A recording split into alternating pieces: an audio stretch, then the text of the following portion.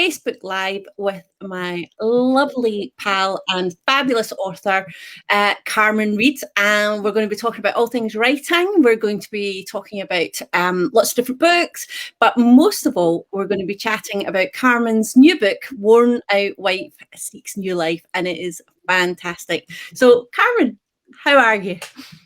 I am good, thanks. Yeah, do you not always feel the first question is like the first pancake? It's like, it just doesn't quite come out right. So you just got to get that one over with and let the rest of the thing continue. Yeah, and you know, especially if people start with, so tell us about your new book. I'm like, I have no idea. It's a book. It's got pages. It's got a cover. I'm still laughing about the pancakes. There's no such thing as a bad pancake. Really? Really? Yeah. Really? Yeah. Okay, so that I can be completely predictable then. So, Worn Out Wife Seeks New Life. Tell us all about it. Well. I think it was certainly written during lockdown when no one could go anywhere. So it's a bit of an armchair travel fantasy. And I would have loved to go on a research trip to LA, a city I've never been to. But unfortunately, all that research had to be done on Google. So I will be going to LA one day to see everything I got right and everything I got wrong. But yes, so two women in slightly different life stages swap houses. It's not straightforward why they swap houses. Like someone's amazing family holiday of a lifetime falls into bits, and so they sort of take a second-hand holiday to LA almost. But yes, we've got Tess, who is that sort of 40-something mum of two, accounting job, missed out on the big promotion, feeling very blah about everything. You know, just feeling like I do all the work, I do all the stuff. Everyone relies on me, but no one really cares that much. They don't notice whether I'm there or not. So she's the one who goes to LA to sort of rediscover her mojo, I would say. And then the person who's coming over to Tess's absolutely stunning Warwickshire house is the kind of slightly crazy writer, because really all writers are slightly crazy, aren't they?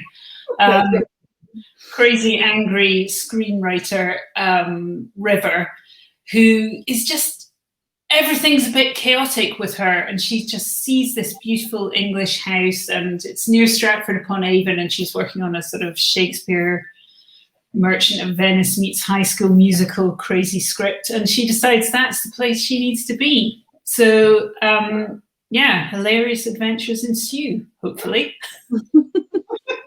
I so related to the Worn Out Wife. I think everyone relates to the Worn Out Wife.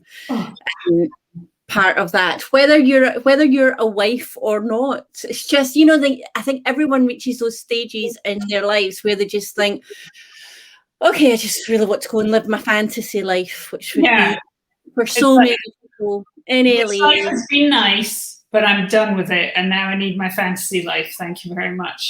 And I think lockdown made that even more so. And I remember going to see my dentist at the kind of height of lockdown.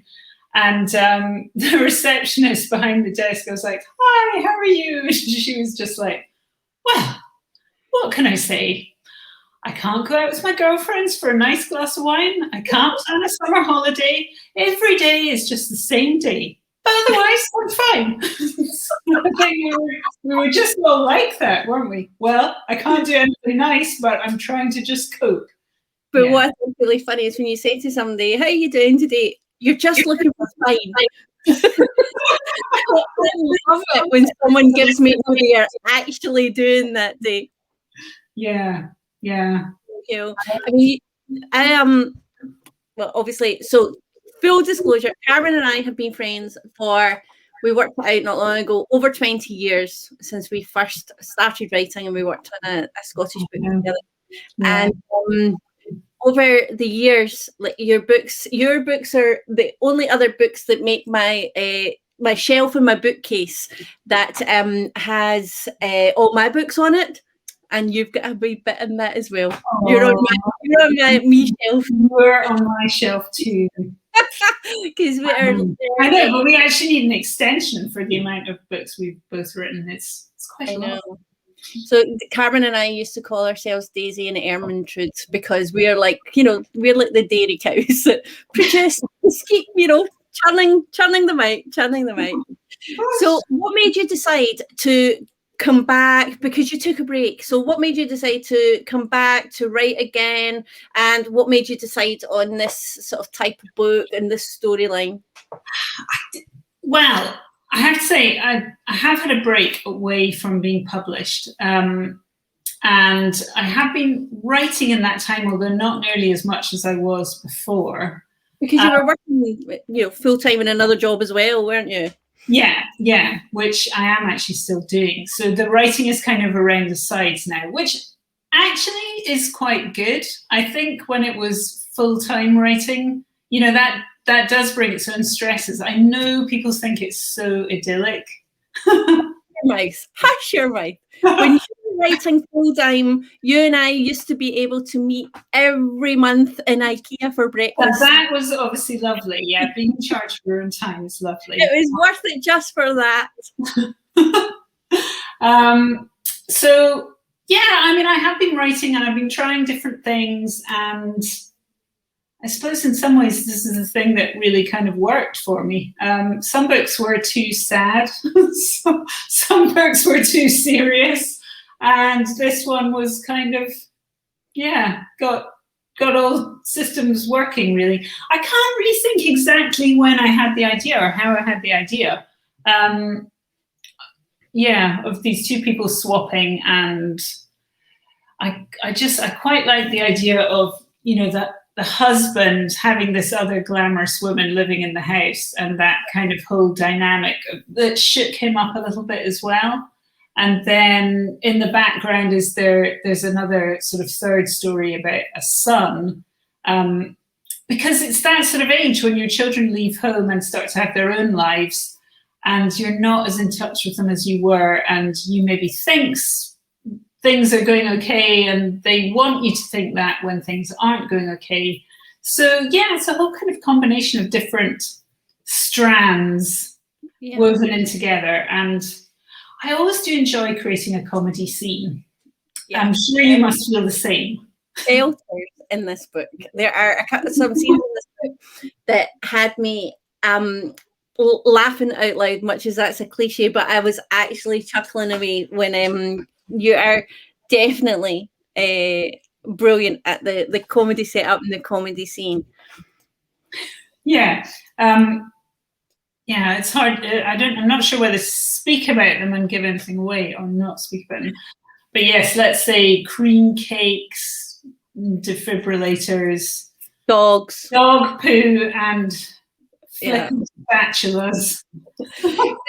Although it's so funny, though, the book is a perfect balance of funny and heartfelt as well, because the third storyline with the son, and also Tessie's situation with her marriage, where she is at her marriage. I think it's okay to say that her and her husband are really in that, okay, we've brought up the children, do we stay together or do we not stay together?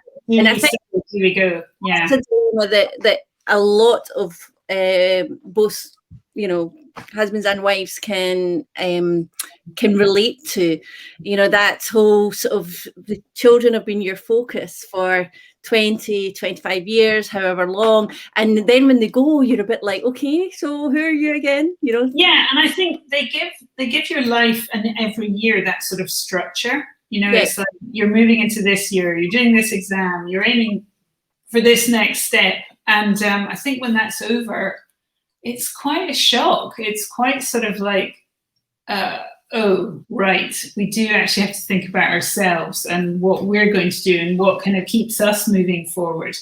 And I think so many parents will relate to just, it takes up so much of your time, and both of us spent a lot of time watching our children play sport, for example, like a lot of time. Well, that was a weekend. I mean, for the last 20 years, your life with Claudine and her tennis, and my life with the boys, and that was very much sort of the structure of our week was, training at night. I wrote half my books in the car parks of sports centres, just sitting in my laptop in a car park with a cup of tea, and I know that you did as well. And then at the weekends they're playing or what have you, so you end up, you're traveling, and then all of a sudden you get all that time back and you think, I have no idea what I want to do with myself anymore. I know, and you can see the attraction of those sort of like grown-up hobbies. Like, I did try adult tennis and I immediately injured my shoulder. Immediately. It's just like, oh, actually, I'm quite old now. And yes, I think there's a lot of questioning. There's a lot of like, yeah. So these are the years that have gone past have obviously passed, and I don't know how many years are ahead, but what do I want to do with them, and how am I going to sort of make that time important and relevant? And yeah, so I hope, I mean, without sort of the book being too heavy, it certainly looks at those problems. Yeah. Thinks about those things. But I mean, I do always try, for the sake of my own health, to look on the lighter side. Because I think you can get awfully dark worrying about stuff, can't you? You definitely can. So, and I thought one of the other themes in the book that was really interesting was that, again, without giving too much away, so River Romero is this LA screenwriter. And you always, I always look at these people and I think, what a life that must be, living in Hollywood with the whole LA lifestyle, writing for a living over there. And you just think that must be really glitzy and glam. And it's a bit of a sort of, it goes hand in hand with the whole social media stuff that, you see people put up posts and what have you on social media, and their life just looks fabulous. But then once in the case of River, once you dig into her life, it really, she has the status, she is a screenwriter, she does live in LA, she has been successful, but actually her life isn't the like wow thing that people from the outside looking in would think it would be. Yeah, I mean, I think I read a book written by an LA agent called, I think it's called How to Agent Your Agent. Or it might be, there's another one actually really good called Mind Your Business. And I think both of them convey how absolutely frantically competitive it is. Yeah. So I think, like River, you're always like, oh my God, it's been a whole year since something really good came off. Oh my God. I think that sort of pressure to always be the hot thing, and that there's sort of however many 100 hot wannabes on your tail all the time is probably very wearing. And for her, she's had a success, and she's not quite sure where the next success is going to come from. And yeah, it's probably much more stressful than you might think. Absolutely. I mean, I know that I've went over to LA a few times when my books have been sort of optioned or whatever, and it's the whole town just thrives on that desperation. I got to the stage where I was like, I don't care if it's a little lady on a bus who buys my book, as long as somebody in LA buys my book. Yeah. So you tapped into that so beautifully with River, and also what the other thing that I thought you tapped into so well was her view of sort of the British countryside life. Mm-hmm. And how she viewed that whole Shakespearean theatre world, and that was as alien to her as her life would be to anyone from here, I think. Yeah, I mean, Stratford upon Avon, which I have visited once, is it's kind of incredible because it's so old. I mean, even for a British person, it was old. Like, some of those cottages had sticks on the roofs, actual sticks, and people were living inside them. So, yeah, I think that kind of, to someone who's grown up in New York and LA, that must feel very otherworldly. Like, oh my God, where have I landed? How can this really be so? And yeah, I think I mean, I find it very moving to go to Stratford-upon-Avon and be in Shakespeare's house, because you realize how long ago he wrote those things. You know, I mean, the house has got a bed, a candle, a Bible. I mean, there's really nothing there because nobody had anything, and it was a very long time ago. And yet what he wrote is, you know, it's still read, listened to, studied, watched. It's, you know, it still captures all the emotions that we have now, which is quite profound, I think, to be there and think this is where he was so long ago and it's still something relevant. And, you know, my feeling was she should go there and feel a bit rejuvenated about writing. And I think for me, I kind of needed to have that rejuvenation about writing myself. I think, you know, when you have a very full-on publishing career, you are, you know, you're very focused on how well is this book doing and what's the next one. And I wrote quite a lot of books in a series. And when those things came to an end, it was quite hard to know what to do next and where was it sort of coming from for me, you know, like if I'm going to write this book for me, not anyone else, what's it going to be about? So that maybe took a little bit of time to work out. And this is the result. Yeah. If you look at the so if I kept thinking this while I was reading it, if you look at the woman, the Tess and River, and you kind of look at their characteristics. So, you know, River is chaotic. She doesn't really sort of go by sort of uniform sort of standards of the day. You know, she gets up when she wants to get up. She goes to bed when she wants to get up. She, you know, she writes, and she gets all consumed by things. She's chaotic. She's blunt. She says what she thinks. She swears a lot. And then you look at Tess, who is very organized and very focused, very attention to detail, and just this very accomplished woman. And I kept looking at them and thinking, where am I on that scale? I mean, we both know where I am on that scale. I'm way on the chaotic swears a lot side of that scale. Where are you, Carmen Reid?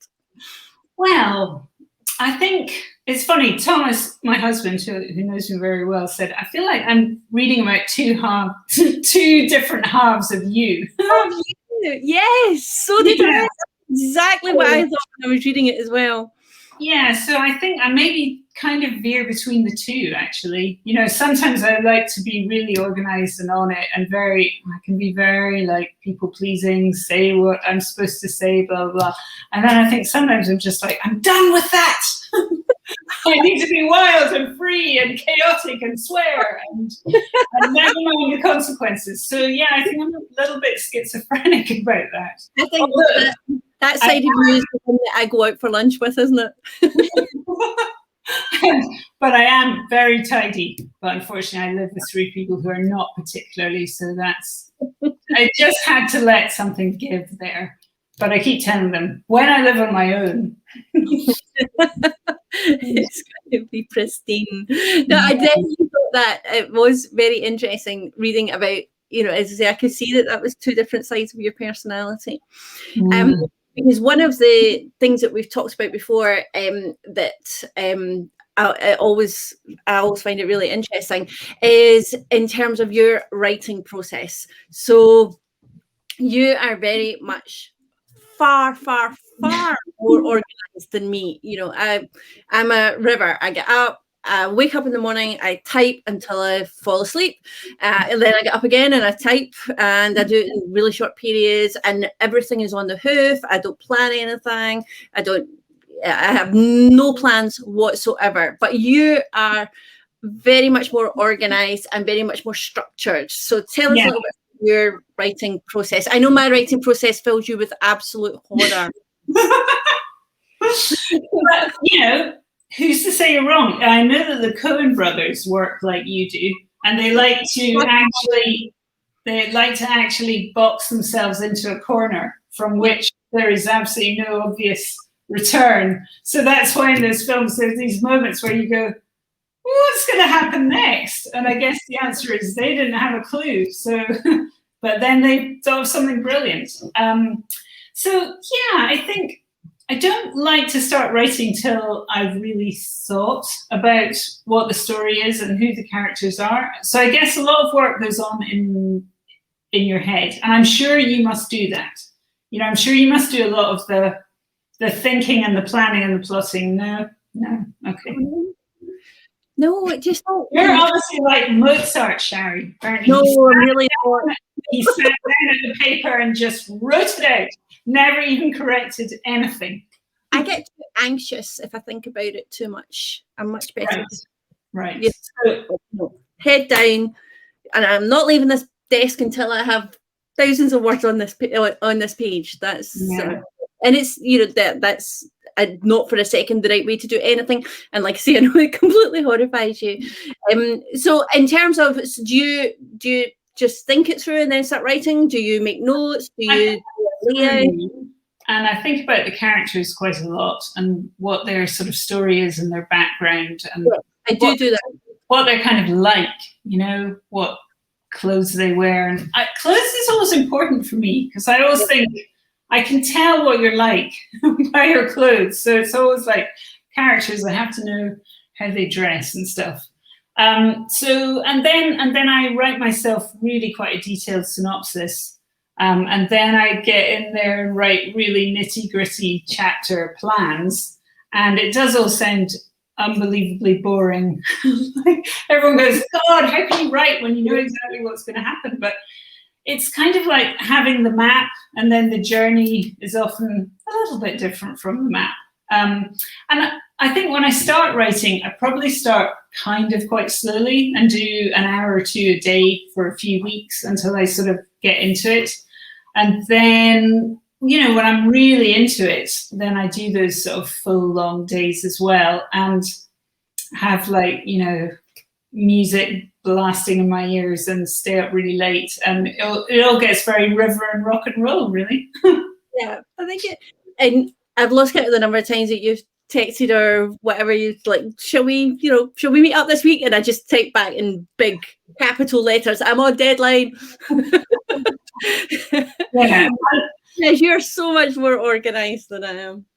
Well, I think towards the end, you have to really throw yourself into it. And I remember somebody saying that if it doesn't keep you up all night, it won't keep any readers up all night either. And I think that's very true. You know, you want to be really immersed in it, and those people have to be real to you, at least for a bit. You have to kind of really be living their story, and they are your imaginary friends. Let's face it, we hang out with our imaginary friends. I know we discussed this before. We miss our characters, which sounds kind of lovey. Sorry about that, but we genuinely miss them because they're real people in our heads for, you know, such a long time, and we've got, you know, feelings about them, emotions about them. I remember one of my characters died in a book, and I was bereft. I cried for days, and I never cried, you know that, but I cried for days over this character. Because they do kind of become real people in our heads, don't they? So who would you want to hang out with for 2 weeks on holiday? River or Tess? Who are you going with? You know, I think they'd be a good combination, you know, because I think either one of them would get a little bit too much on their own. I think they kind of offset each other quite nicely. So you know, your itinerary would be very well planned by Tess. So but let's face it, the evening would be much more entertaining with River. So, totally. And where are you going? If you're a worn out wife seeking a new life, you must have thought about this. What would be your idyllic? I am going there for a month or two. I'm going to stay there, and I'm going to try that life for a couple of months. I love the sun and I love the sea, and I do not understand how I've got to the age I am and I still haven't been to Greece. It really has to be the next place I go to. definitely. You got to this age and you still live in Scotland where we don't have much sun. I'm sad every day that it's cloudy, and I just think, really, I should probably live in Arizona. I'd probably be a completely different personality. Yeah, you do. I think that idyllic sort of sun and sea life, you'd end up just not getting any work done, though, wouldn't you? Well, yeah. I think I've always said Scottish climate's amazing for writing because, let's face it, you don't really want to go outdoors too often, and especially on those long winter nights. Yeah, I once asked the late great Ian Banks about why he thought that there were so many hugely successful Scottish crime writers, and he went, "Oh, it's the weather." I think we're just all bad tempered. He actually used an expletive that I won't repeat, but that was the gist of his reply to it. I think there's probably something in that. Yeah. Yeah. I wonder what the sort of crime novel situation is in Greece. I mean, it's worth finding out, isn't it? Give it a try. So, Ellis, you mentioned earlier on that you wrote a series, which the Annie Valentine series, which is making a comeback. Tell us a bit about that, please. Yeah, so Annie, who is the star of 6 books, it's quite a lot, really. She is getting a makeover, which, as the queen of makeovers, she would highly approve of. And at the moment, I've only reread and edited the first one, and I hadn't read it for, well, probably not since it was published. So it was really funny to go back and kind of catch up with her. And yeah, there was an awful lot that I really enjoyed about it. A few things that I'm like just tweaking because, you know, you go back, you want to make a few little tweaks. Definitely. But I like the energy. I like the plot and the plot twists and the funny bits. And yeah, I'm quite excited to see how it'll work out doing it again. Yeah, and I haven't read any of the other ones, but I'll get stuck into those and see how it all works out. I think they're going to be a little bit shortened, so some things will come out and it should jog along a little more quickly. But considering it was written 2006, I think. Yeah, I thought it held up pretty well. There wasn't anything that was kind of like glaring. You know, there are a few fashion labels that will have to change because, like, you know, they've gone bust or the designers committed suicide in a dramatic situation. And yeah, I'm looking forward to doing all that again, really. Annie Valentine was the friend that every woman should have. I always thought that about Annie Valentine.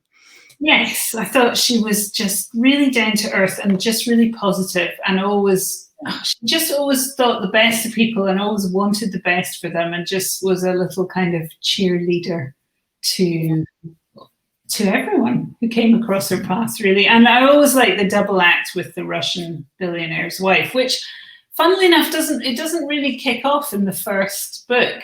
Svetlana only appears in a chapter or two. Yeah. So she only gets going after that. So yeah.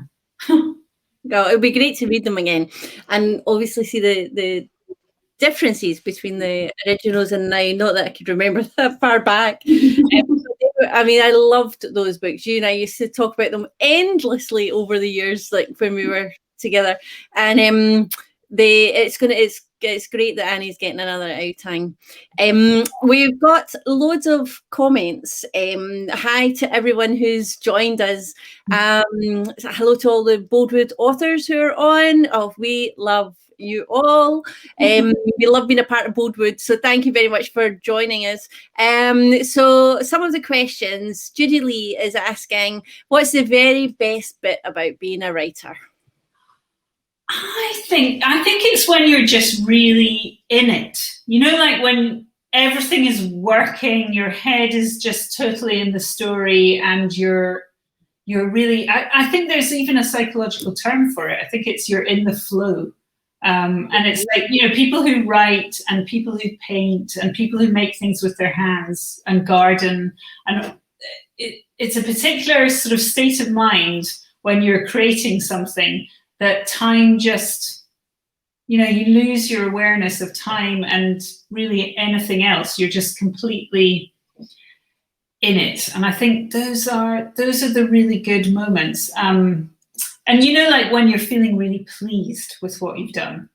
Mm-hmm. And of course, you're going to come back with your critical head on and go, I hate all this. I need to rewrite it all. And then it's obviously terrible.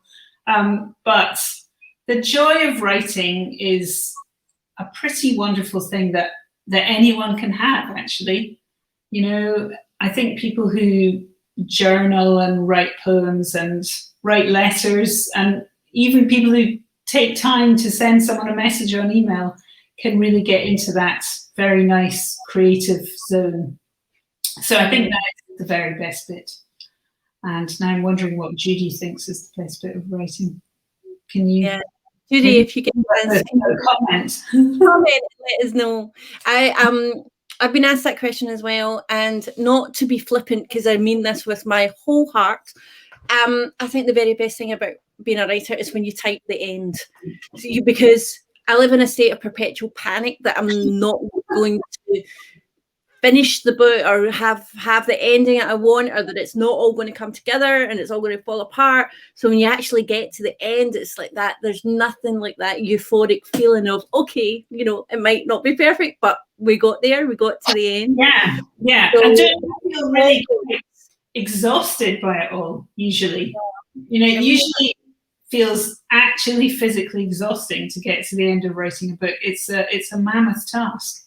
But I just think the euphoria when we do it, and we have a family tradition that when we type the end, it started when the boys were little, and we all type a letter each of the words that end on every manuscript. And it's really cool because I've got videos from when the boys were really small and their little fingers were on the keyboard, and now obviously they're like massive grown men. And I just think that whole sort of, yes, it's done and it's okay and it needs work, but we've got the first draft. I think that's a really euphoric feeling. Okay, Mary was asking if you write by shutting yourself away. Are you in a room by yourself, or are you in a cafe writing with other people around? I think I probably am usually by myself. And when the children were smaller, I used to go to Glasgow Uni Library. I actually had membership of the library. And I used to try and find the really quiet bit away from where all the students were flirting with each other. Because it did just help to be in my head and on my own. And I think, especially with phones and the internet, and it's so hard to just have focused time. Yeah. I mean, there's every little beep and bing, and that is a real problem, actually. So the uni library didn't let your computer couldn't access the internet. Okay. So you could really get quite a block of just, and I think you do, well, I certainly need that time to kind of enter the world and be in the world. I can't really just sit in a cafe and do little bits of it, but you write from bed, don't you? I write in bed. Yeah. It's the height of laziness. It's the shortest commute ever. I literally lean over, lift my laptop off the floor, and start writing. Yes, and that's the writing environment that I enjoy. I'm not good at writing when there's other people there, because I always want to talk to everyone, which is one of my feelings. So I'm always interested to everyone who's there. So whether I'm writing in bed, or when the kids were smaller, I was writing in the car and sports centres, or I was writing while I was waiting for them to come out in the school run, so I can write in other places, but just I don't do well writing when there's people around me. I can't can't switch off. But the whole internet thing is definitely a problem. I switch my Wi-Fi off as well, which really frustrates anybody who's trying to get a hold of me. But when I'm actually like in the zone writing, I have to switch it off, because otherwise, you're writing a really crucial scene, and then the next thing you're trying to buy a wetsuit on Amazon and things like that. It's like you're surfing eBay because you're wondering if there are any bargains in the handbag section. So I have to switch the Wi-Fi off, or else I will distract myself. Yeah. And it is that terrible thing where you go, I really need to know what that particular thing looks like. So I will go online and research it, and suddenly 45 minutes of your precious time has disappeared as you fell down some sort of rabbit hole. Exactly. And then not only do you do that, but then whatever I end up doing is usually so ridiculous that I then have to text my friends and tell them. So then that starts whole other conversations. And as you say, before you know it, all your time is gone. Frances Evesham is asking, hi Frances, she's asking, when you read for pleasure, do you read in your own genre? Not that much. No.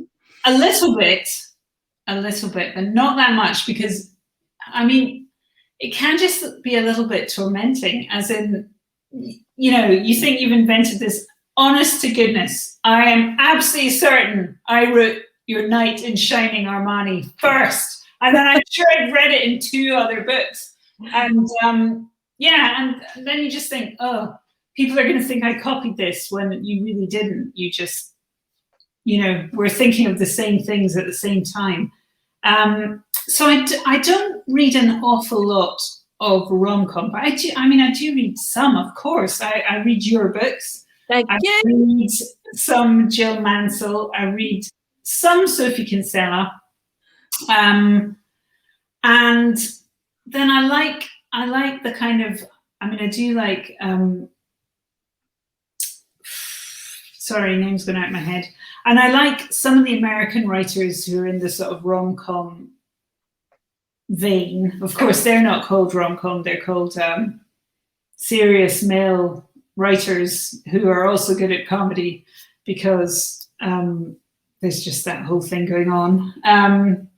Jonathan Tropper, I like his books a lot. I find them very, very funny and very painfully sad. And it's just a really difficult combination, but it's one that really works for me. I just think that's kind of probably how I would like to do things, where you can really get to the heart of things and make people feel stuff, but you can also make them leave in a light-hearted way rather than feeling absolutely. I read quite a lot of quite serious books, and I was sort of leaving one the other day thinking, I'm completely depressed by this. I'm completely depressed. It's going to take me days to get over this.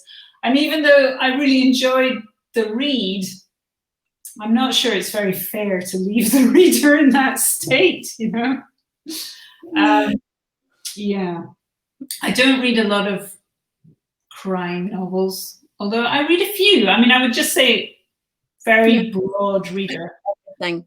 And I also find that when I'm writing, I don't hugely want to read, because I don't read at all when I'm actually in the writing of the book. I don't read at all. Because you're just like, no more words, please, no more sentences. I don't want to look at this. Because I don't have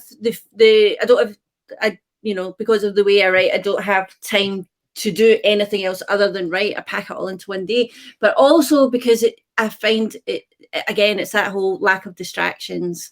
So I save up books on my Kindle the whole time I'm writing, and then when I finish them, I binge on all the books that I've missed in the time. Actually, Maxine Liliana has just said that she's missed your book on NetGalley, so she's just downloaded it. Thank you, Maxine. And she's also got a question. She says, how do you cope when you get stuck, or do you not get stuck because of the planning? I think I probably get stuck a little bit less because of the planning, but I think everyone gets stuck in terms of, you maybe thought the scene was going to work like this, and then you write and it's just totally flat and a bit rubbish, and you're like, whoa, what am I going to do now? So I think the best thing to do is you probably just need a change of scene. You have to go out. I'm a massive walker. I'm always like walking, thinking, walking, thinking, walking, walking. So I think, yeah, sometimes you need to just go out there and let the brain come up with some things. And I also think you can solve stuff overnight in your sleep. I'm sure you can. That happens all the time. I will fall asleep with something in my head, not just with writing. I actually find this with life in general. I will fall asleep with something in my head, and I actually fall asleep with lots of things firing out in my head. And when I wake up in the morning, the one important thing, sometimes it's not even what I thought was important, but it's sitting right there in the front of my brain. And it's like, okay, that you need to do this, or you need to do that, or here's the answer to that. It's very strange how the subconscious takes over when you're sleeping. Yeah, and I'm trying to think. There was definitely something in the book where I absolutely couldn't think of what to do. And then something sort of happened in life, or I came across some story, or there was something that I was just like, that's what it's going to be. Oh yeah, it was the tango dancing. I could not think of what Tess was going to do over there in LA that was going to help her kind of out of her weird, stuck kind of, I have no idea how to loosen up. And for whatever reason, I watched something, or I somehow came across tango dancing, and I was like looking up all these videos on YouTube and going, this is the thing that she has to do. So yeah, I think sometimes you can't just keep boiling your brain. You just have to actually go off, do some other stuff, and inspiration will probably come.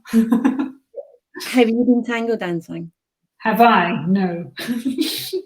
I did used to be reasonably good at ballet dancing when I was very small. Well, I say very small. I'm currently 6 foot, so I was never very small. Exactly. You were never small. Unlike my ballet teacher was tiny, and she was always like, oh, you're so good. And my mom was just like, just forget it. You're not going to be a ballet dancer, lady.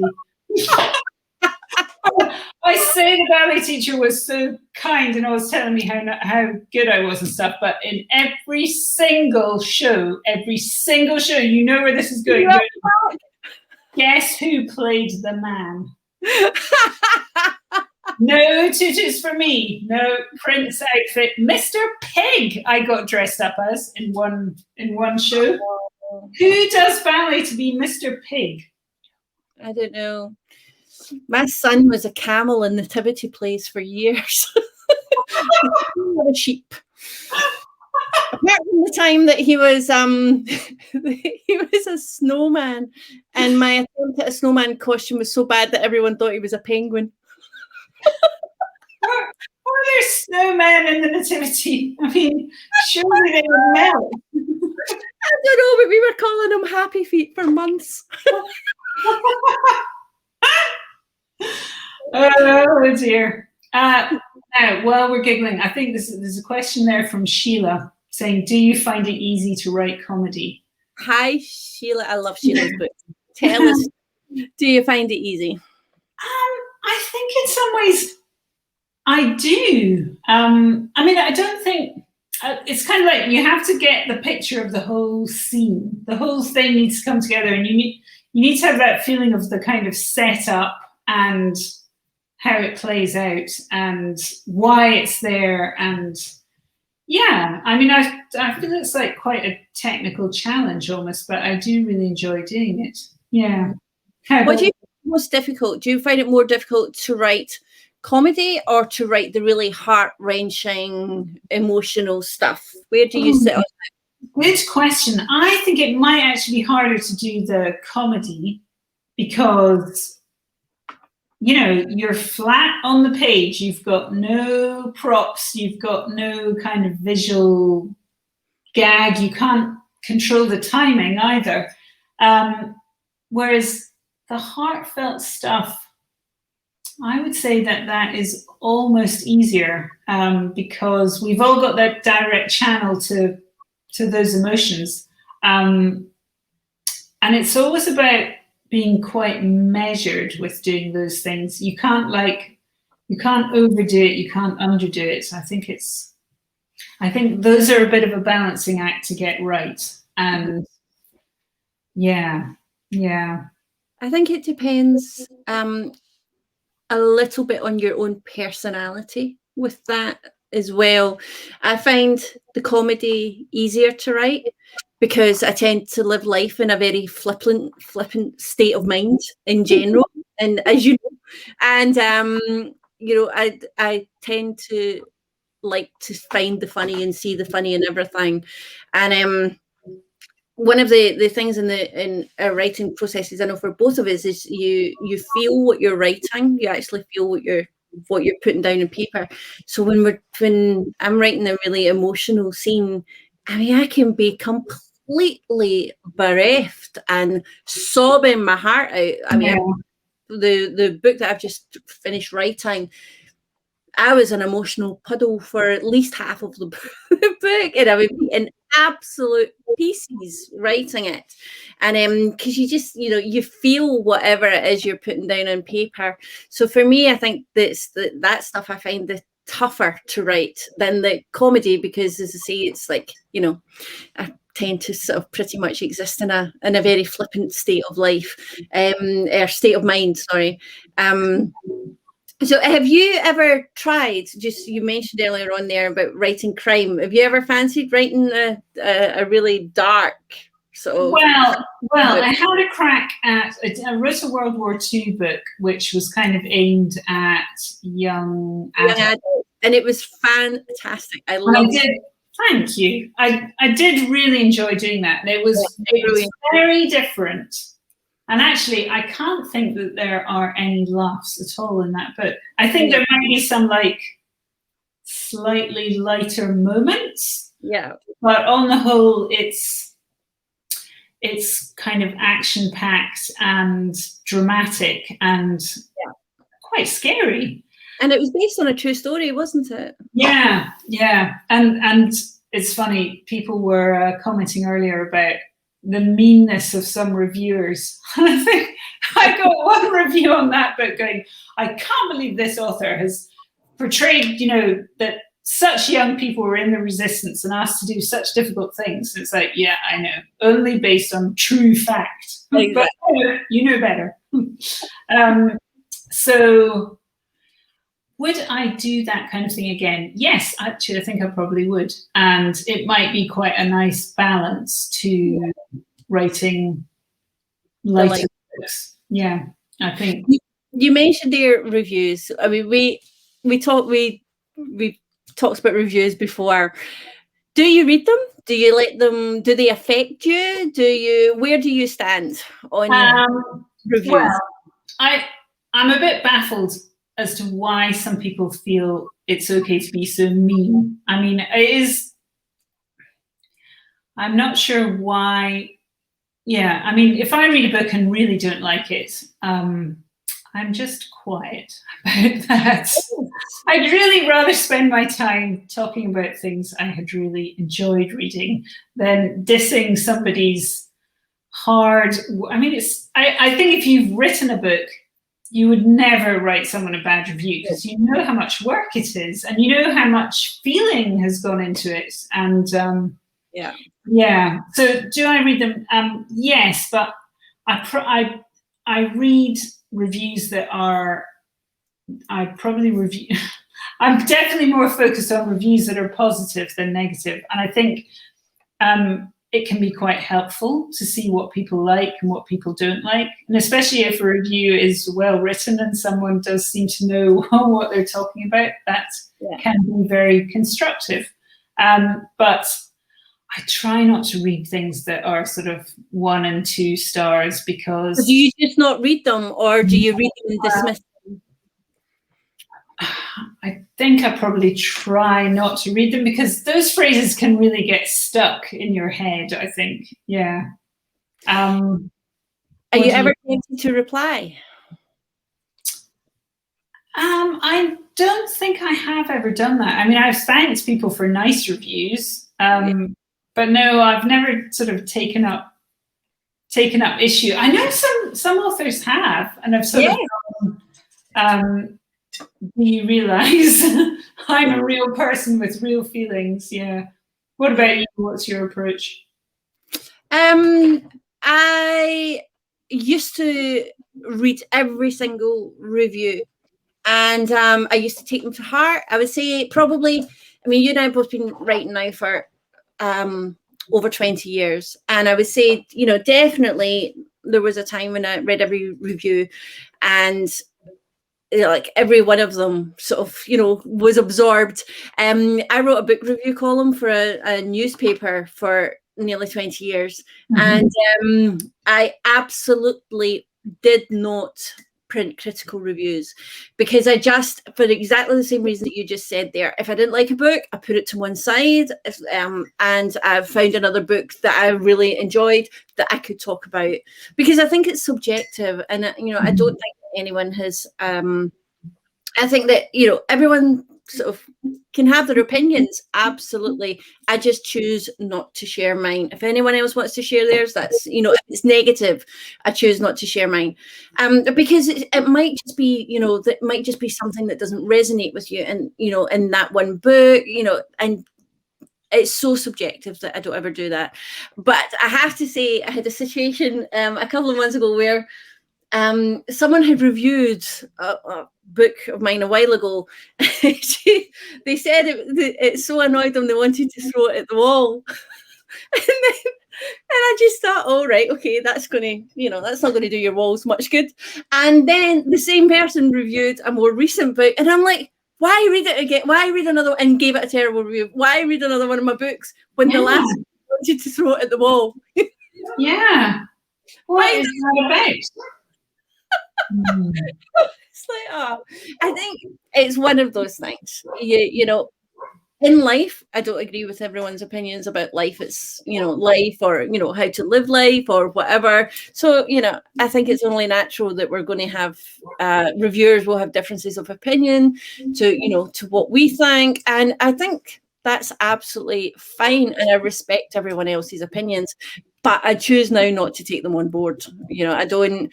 If I get a negative review, there was a time when that would keep me up at night. But now I just think, okay, that's what that person thinks, and I just move on. I don't absorb it anymore. Yeah, and I mean, the nature of social media means everyone gets review for everything. It's like you review your waiter, you review your hairdresser, you review absolutely every single person. Yeah, and so now everyone's getting a taste of what it feels like to be an author. Yeah, people commenting on your work, and I'm the first person to comment positively on anything that I embrace. But negative reviews are not my way, not my way of working, and they're not yours either. You're not someone who makes public negative reviews about anything either, are you? No. But I mean, we'll meet up and we'll discuss it in minute detail. Yeah. Thrash it out over lunch, but no. Yeah, and I think the sort of hourly changing in charts is also very stressful for writers. And I keep thinking, what if in your other job, you had a chart of best teachers this week, best nurses this week, it would be just as stressful. Oh my God, you were at 342, but you've fallen to 380 because of that really rubbish maths lesson you gave. It's a stressful business, really. But on the other flip side, which I guess is a double standard, I really appreciate the positive reviews. So when readers leave positive reviews, I really appreciate them, and I'm so grateful that they've taken the time to do that. And that's the kind of stuff that fuels your soul. But I think makes you feel that it really is worthwhile. I mean, I can't tell you, one or two really good reviews, and you think, wow, all that time, all that effort, all those hours, and I've made someone I do not know this happy to have read a book, and that's brilliant, really. Yeah, so I think that is the flip side of it, and I'm grateful for that, without a doubt. Anne Cross has left a lovely comment. She's saying, if you can't say something nice, say nothing at all. Keep it. I've had people saying they would never buy one of my books again, and I just laugh. Took practice to react like that. Yes, and doesn't it? I'm saying, like, you know, I would say the first sort of decade or so, you know, reviews hurt. Another thing that's on the same kind of, you know, just in a parallel plane with reviews are rejections. I mean, you and I have had, you know, many rejections over the course of our career, and even, you know, even at stages when people would think that you wouldn't get rejections. You know, just this week I had some production company telling me how cliched, blah, blah, blah, blah, blah. And you just think, did you actually read what I sent you? And it's always that we're so happy to have a meeting and discuss the kind of thing we're looking for. Because, of course, you know, they can't wait to send you off to write loads of stuff for free that they can then go, not quite what we had in mind. I think LA is a really good example of that, because in LA, my experience was that nobody wants to say no to something that could be the next big thing. Nobody says no. Isn't there a phrase that it's the only town you can die of enthusiasm? Absolutely. So you get this thing where people are like, oh, it's great, we'll get back to you. So you leave going, oh, they said it's great. They love it. They love it. They hate it, and they just don't want to tell you in case they are the person that said no and it does by some, you know, miracle become a hit. That is very much the LA way, isn't it? Mm-hmm. We can take it, Carmen, can't we? We always say we will always have cake. Coffee. Yeah. I don't know. I don't. Reminded me of, you know, you and I have like crazy conversations over the years about titles, and you know, I said on our last chat last week, I once stormed into your house and went, Carmen, I've got this great idea for a title for my next book, and you were like, okay, what is it? And I was like, Love hurts if you use a whip. And you were like, sit down. Just sit down, let's have a cup of tea, and we're going to talk about that. And I had thought this was the best title ever, and you know, quickly talked me out of it. But I also remember, maybe I was wrong. Maybe you could have had a whole E.L. James thing going ahead of her. So you stopped that. I probably cost you millions. How could you? I remember you and I, we got so sick of happy, we must have been having a moment, happy book titles, that we were going to write a book called No Mood for Expletive Cupcakes.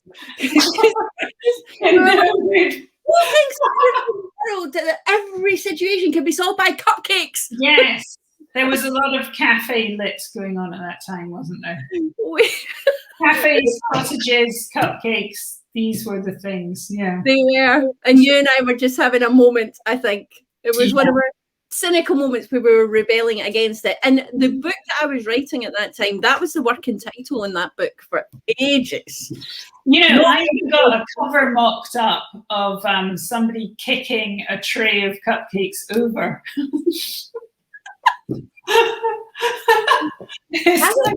I still think it would work, honestly. I do still think it would work. I love the cover of Worn Out Wife Seeks New Life. I just think it absolutely encapsulates the book. Go on, hold it up. It just encapsulates the book, doesn't it? Yes, I think it's the hand to the head. Yes. Get me out of here. I've had enough of this. I like the very nice, bright wording. That's particularly cute. Sorry, it's the whole backwards thing. It's like, what am I doing here? Okay. You are never going to get a job as a TV hostess on Wheel of Fortune. on QVC. And this lovely book is for sale. Nothing because I'm holding it up backwards. That. Okay, so we're just about to we're just about to come to the end of our hour. So I wondered, do you want to just give the to leave us all with the essence of the book? So I wonder if you want to read the blurb, the copy on the back. I'm still old school. I still call it blurb, but the copy on the back, just to sort of, leave everyone with a complete picture of what the book is about. Okie doke. I'll give it a go. Go on. So we have Tess Simpson needs a break. No one appreciates her at home. No one appreciates her at work. And now her dog has died. She's had enough. Maybe what she really needs is a break from hopeless husband Dave, the ungrateful kidults, and the lackluster job. River Romero needs a break. She's had success in the past, but screenwriting is a tough career in a tough town, and her next script has got to fly or River's dream career is over. The Swap. Everything about River's LA life sounds exciting to Tess, from the condo with a pool to the Hollywood glitz. Everything about Tess's English country life sounds so calming to River, from the wisteria over the front door to the peaceful bedroom. Both women want their lives to change, but real life isn't like the movies. And what if getting away from it all isn't all it's cracked up to be? Dun, dun, dun. So good. So thank you, everyone, for joining us. Thank you, Karen. Thank you very, very much. We are actually, we were just talking before about how you're getting off lucky that we've only talked for an hour, because last time Carmen came over to my house for lunch, we talked for 5.5 hours, and even at that time, it only ended because someone else came in the house. What are you talking? We did have a lot to catch up on. I know, we could talk until Daisy and Ermitude come home. So thank you everyone for joining us. Do pick up Carmen's new book, Worn Out Wife Seeks New Life. You will love it. It's fantastic. And we'll see you on our next Facebook chat. Yes, fantastic. Look forward to it. Okay.